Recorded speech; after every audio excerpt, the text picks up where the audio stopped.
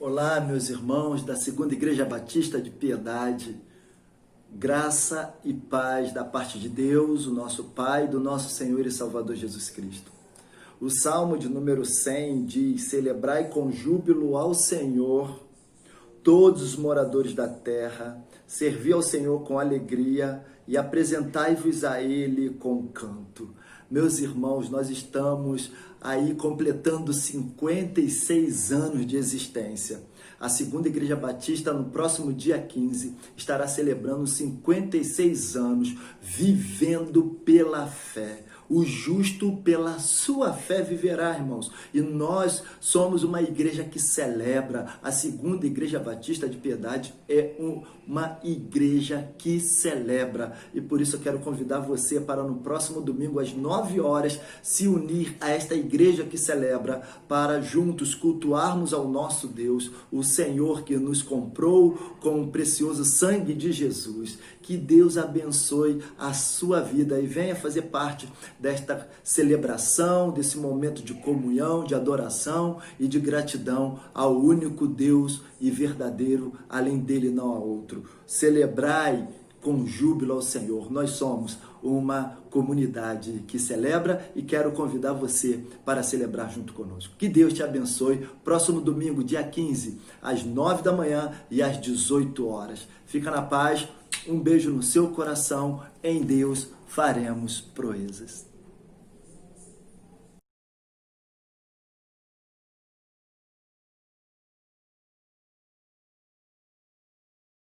Olá, meu irmão e minha irmã. Estamos mais uma vez para uma escola bíblica e o tema da lição de hoje é a comunidade de celebração. Uma comunidade que celebra, né? Nós precisamos entender que Cristo nos salvou, né? Por meio de Cristo somos salvos, mas nós não fomos salvos, meus irmãos, para vivermos uma vida isolada. Ainda que a salvação seja pessoal, individual, conforme o próprio apóstolo Paulo, ele escreveu lá em Gálatas 2:20, já estou crucificado com Cristo e vivo não mais eu, mas Cristo vive em mim. A vida que agora vivo na carne, vivo-a pela fé no Filho de Deus, o qual me amou e se entregou a si mesmo por mim. Então, a salvação, ela é uma experiência pessoal com Deus. No entanto, nós, ao sermos salvos por Deus, nós não somos salvos para viver de modo isolado. Ainda lá em Tito, capítulo 2, a partir do verso 13, diz assim, aguardando a bem-aventurança, ou a bem-aventurada esperança e o aparecimento da glória do grande Deus e do nosso Senhor Jesus Cristo, o qual se deu a si mesmo por nós. Agora tiro eu, pessoal, mas por nós, né?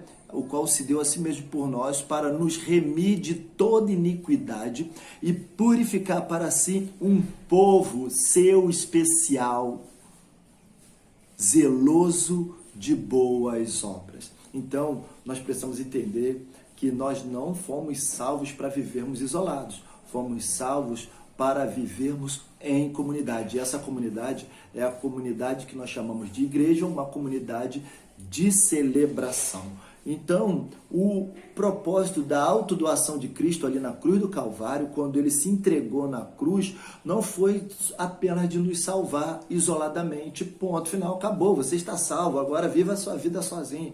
Não, de modo nenhum, mas sim, o propósito de Cristo ao morrer na cruz foi criar uma comunidade sua, uma comunidade onde os membros pertencessem a Ele, uma comunidade onde os participantes desta comunidade pudessem viver o amor e esse amor mútuo, amando-se mutuamente, né? Uma comunidade zelosa em servir ao outro, em servir ao mundo. Então, meus irmãos, quando Cristo nos salvou, Ele não nos salvou para vivermos isoladamente, mas nos salvou para pertencermos a uma comunidade de fé, uma comunidade de celebração, uma comunidade dele mesmo, que chamamos assim de igreja. Então a Igreja de Cristo é uma comunidade de celebração.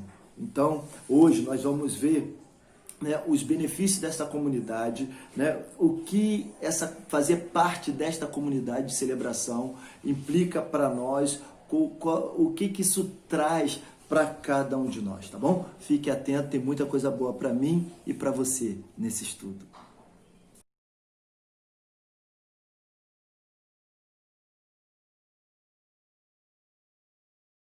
Bom, meus irmãos, essa nova comunidade de fé, né, o qual o crente, a partir do encontro com Jesus, ele passa a fazer parte, esta nova comunidade dá a ele certos benefícios e algumas marcas que passa a existir nesta comunidade que é desenvolvida no próprio crente que recebe a Cristo como Salvador. Conforme eu falei, ele não vive mais isolado, agora ele faz parte de uma comunidade que celebra. E quais são as marcas desta comunidade, né? Porque a partir do momento que a pessoa aceita Cristo como Senhor e Salvador, ele recebe a graça de Deus e passa a estabelecer então um novo relacionamento com Deus. E aí essa pessoa adquire algumas características, não só ele, mas o povo, esta comunidade de fé. E uma das características que é adquirida nessa pessoa é a ousadia, né? A ousadia permite que a pessoa nova, que nasceu de novo, essa pessoa fale de Jesus sem medo, fale de Jesus em qualquer circunstância.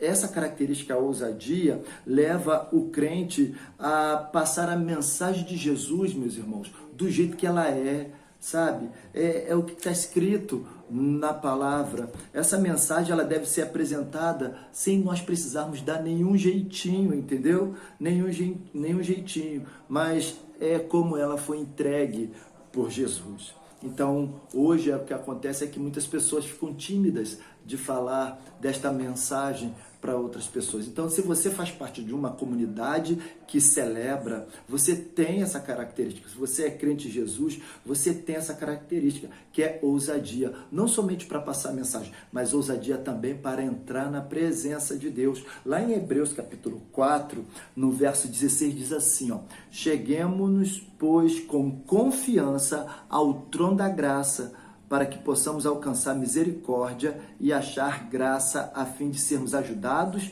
em tempo oportuno.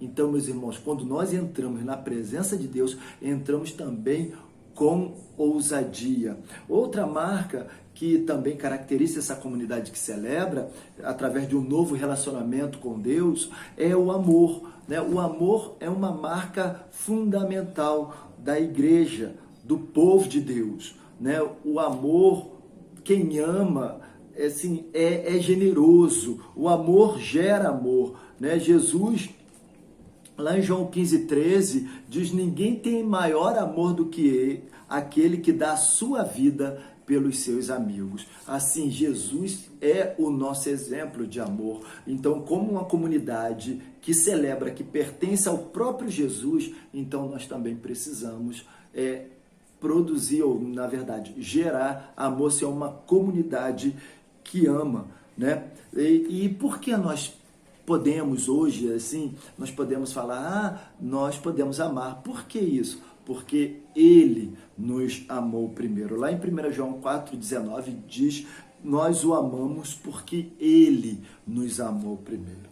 Essa é a segunda marca, segunda característica de uma igreja, de um povo que celebra, de um povo, de uma comunidade que celebra, que vive um relacionamento novo com Deus. Primeira marca é ousadia, segunda é o amor e a terceira marca é a alegria, né? Nós somos uma comunidade alegre. Alegre por quê? Porque o Senhor restaurou a nossa sorte, o Senhor restaurou a nossa vida. Lá no Salmo 126, meus irmãos, é tão bom nós nos inspirarmos na palavra de Deus. No Salmo 126, verso 1 e verso 2 diz assim, ó: quando o Senhor trouxe do cativeiro os que voltaram a Sião, estávamos como os que sonham. Então a nossa boca se encheu de riso e a nossa língua de cânticos. Então se dizia entre as nações: grandes coisas fez o Senhor a estes. Meus irmãos, a comunidade que celebra é uma comunidade alegre, uma comunidade que louva, uma comunidade que engrandece o nome do Senhor. Nós somos uma comunidade que vive um relacionamento novo com Deus. E esta comunidade que vive esse relacionamento novo com Deus é uma comunidade ousada, uma comunidade cheia de amor e uma comunidade alegre. Receba esta palavra, irmão, e cante um louvor agora. A alegria está no coração, tá bom? Que Deus te abençoe.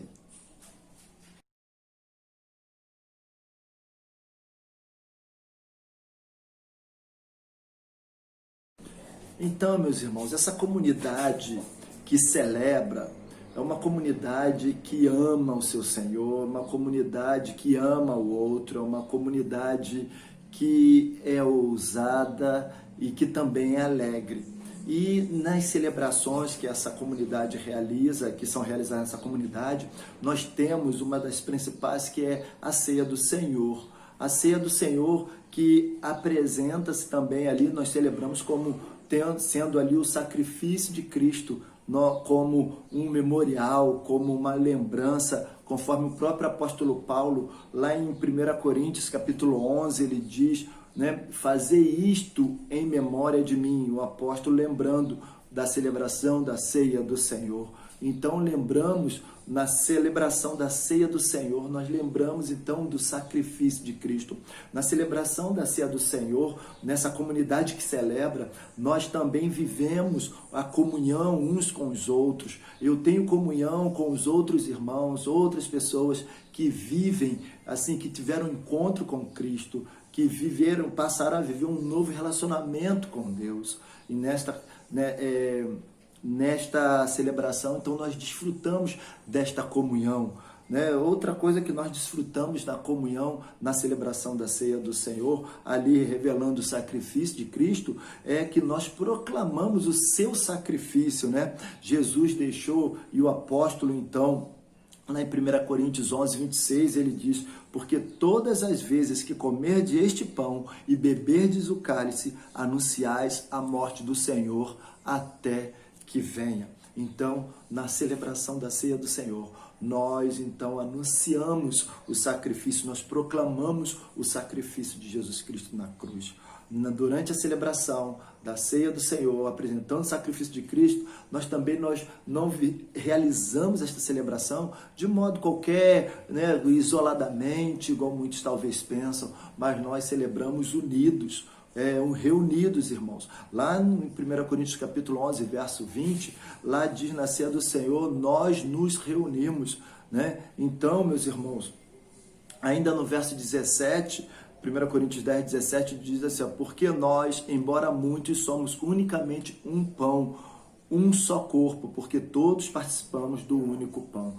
Então nós nos reunimos para fazer e realizar essa celebração. Ninguém realiza a celebração da ceia do Senhor sozinho. A ceia do Senhor é uma celebração que é realizada quando a comunidade que celebra, essa nova comunidade, né, que foi remida pelo sangue de Cristo, ela se reúne para cultuar, ela se reúne para adorar. E por fim, nós temos uma oportunidade de dar graças ao nosso Deus por este sacrifício, né? E aí, em Romanos capítulo 12, verso 1, está escrito, né?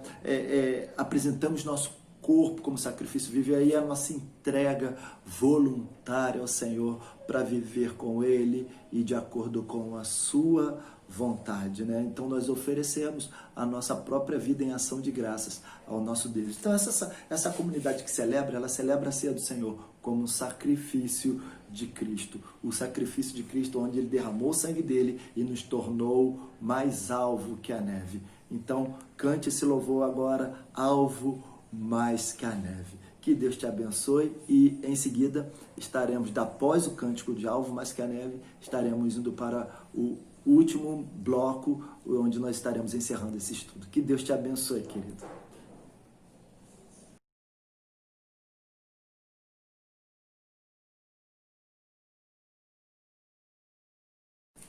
enfim, neste bloco estarei apresentando o nosso sacrifício a Deus. Deus se agrada do nosso sacrifício? Muito bem, irmãos. Lá em Romanos capítulo 12, verso 1, o apóstolo Paulo diz assim, ali na palavra de Deus: rogo-vos, pois, irmãos, que apresenteis o vosso corpo como sacrifício vivo, santo e agradável a Deus, que é o vosso culto racional. Então, meus irmãos, Deus espera de cada um de nós que confiamos a nossa vida a Ele, que nós apresentemos então o nosso próprio corpo em sacrifício vivo, conforme o texto de Romanos capítulo 12, verso 1. Então, apresentar-se a Deus como sacrifício vivo é viver para Cristo, meus irmãos. É fazer a vontade de Cristo, é fazer a vontade de Deus. Então, será que hoje há algum sacrifício que, como comunidade que celebra, como igreja de Cristo, é possível então que nós realizemos? Nós vamos ver, porque no livro A Cruz de Cristo, John Stott, ele lista 8, ele menciona 8, e o primeiro que ele fala é o nosso sacrifício. Logo em Romanos 12, 1, ele diz lá que nós devemos nos apresentar o nosso corpo como sacrifício vivo. É uma oferta material, né, mas chamado também de culto racional, né? Então, meus irmãos, é apresentar nossa adoração a Ele, nossa adoração a Deus, que procede do nosso coração. O segundo sacrifício é a nossa oferta ao Senhor. Ele diz assim, oferecemos a Deus o nosso louvor, adoração e ação de graças. Em Hebreus 13:15 diz, fruto de lábios que confessam o seu nome. Meus irmãos, a expressão sacrifício de louvor coloca o sacrifício do cristão em contraste com o sacrifício judaico, que era matar o animal e oferecer a Deus. Muito bem, irmãos. Então, esse é o segundo. Nós, então, oferecemos a nossa oferta ao Senhor, né? O terceiro sacrifício é a oração. A oração também é um sacrifício, segundo John Stott, e lá em Apocalipse 5:8, nós podemos ver, e John Stott fala que a oração a qual se diz que sobe a Deus como fragante incenso. Apocalipse, capítulo 5, verso 8, diz assim, e havendo tomado o livro, os 4 animais e os 24 anciãos prostraram-se diante do Cordeiro, tendo eles harpas e salvas de ouro cheias de incenso, que são as orações dos santos. Então, nós temos a oração também como uma oferta de sacrifício, né? Nós temos também, irmãos, o coração, né? Oferecer o nosso coração a Deus. No Salmo 51, verso 17, Salmo 51, verso 17, nós temos o seguinte, vamos ver aqui, Salmo 51, verso 17. Os sacrifícios para Deus são o espírito quebrantado, um coração quebrantado e contrito não desprezarás, ó Deus. Então, o nosso coração pode ser também uma oferta, um sacrifício que nós entregamos a Deus, o qual Deus aceita e jamais despreza, né? Outro sacrifício também é a fé. A fé também é chamada de sacrifício e culto. Lá em Filipenses capítulo 2, verso 17, diz assim, Filipenses capítulo 2, verso 17, diz assim, e ainda que seja oferecido por libação sobre o sacrifício e serviço da vossa fé, folgo e me regozijo com todos vós. Né? Então a fé, ela também é chamada, meus irmãos, de sacrifício. Nós temos a sexta aqui,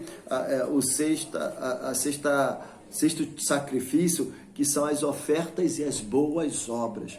Né? As ofertas e as boas obras, elas são classificadas como sacrifícios dos quais Deus se agrada. Ainda em Filipenses 4:18 diz assim, mas bastante tenho recebido e tenho abundância. Cheio estou, depois que recebi de Epafrodito, o que da vossa parte me foi enviado, como cheiros de suavidade e sacrifício agradável e aprazível a Deus. Quando nós ofertamos, meus irmãos, quando nós realizamos boas obras, então nós agradamos a Deus, né? São sacrifícios dos quais Deus se agrada. Né? A sétima oferta, o sétimo tipo de sacrifício que nós podemos abordar é a nossa vida derramada, né, como uma libação no culto de Deus até a morte. É a nossa vida totalmente entregue a Deus. Em 2 Timóteo, capítulo 4, no verso 16, nós temos 2 Timóteo, capítulo 4, verso 16, nós temos assim escrito, irmãos, 2 Timóteo, capítulo 4, verso 6, melhor dizendo, o lavrador que trabalha deve ser o primeiro a gozar dos seus frutos, né? 2 Timóteo 4, 6, né?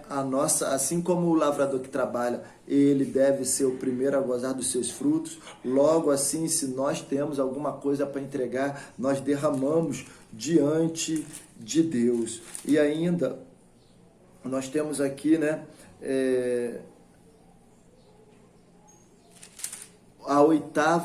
o oitavo sacrifício, que é a nossa oferta especial. E a oferta especial aqui, o John Stott, ele fala que é a oferta especial do evangelista, cuja pregação do evangelho é chamada de dever sacerdotal, porque ele é capaz de apresentar os seus convertidos como uma oferta agradável a Deus. Romanos 15, 16. Então, meus irmãos, nós temos aqui, né, o nosso sacrifício.